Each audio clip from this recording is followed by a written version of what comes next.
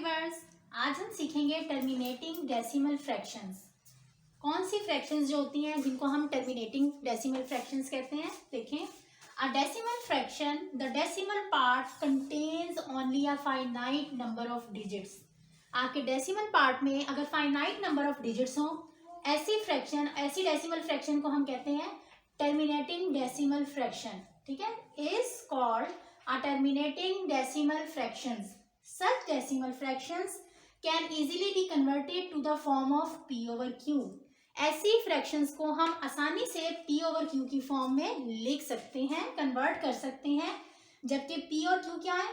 p और q belongs to set of integers यानी कि z and q is not equal to 0।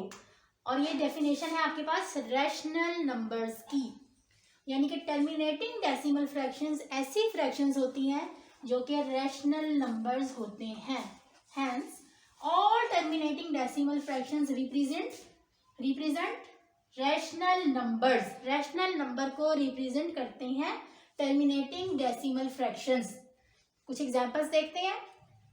2501 divided by 100, अगर आप इसको डेसिमल में लेके जाएं, डिवाइड करें तो 25.01 आ रहा है।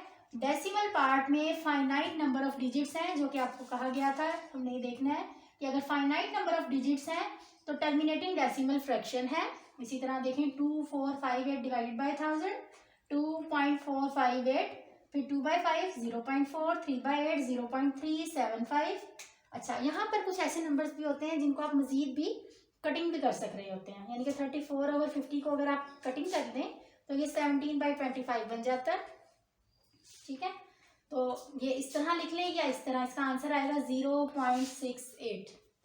इसी तरह 5/8 को डिवाइड करते हैं तो 0.625 आता है।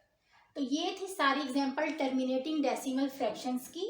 और अगर आप एक्चुअल डिवीजन किए बगैर देखना चाहें कि ये फ्रैक्शंस टर्मिनेटिंग है या नहीं, तो जो आपके पास डिनोमिनेटर में अगर 2 और 5, डिनोमिनेटर की फैक्टराइजेशन में अगर 2 और 5 के प्राइम फैक्टर्स आ रहे हैं अकेले अकेले या इकट्ठे भी, यानी कि 2 और 5 दोनों यूज हो रहे हैं या 2 अलग और 5 अलग यूज हो रहा है, तो दोनों सूरतों में ये आपके पास टर्मिनेटिंग फ्रैक्शंस होंगी।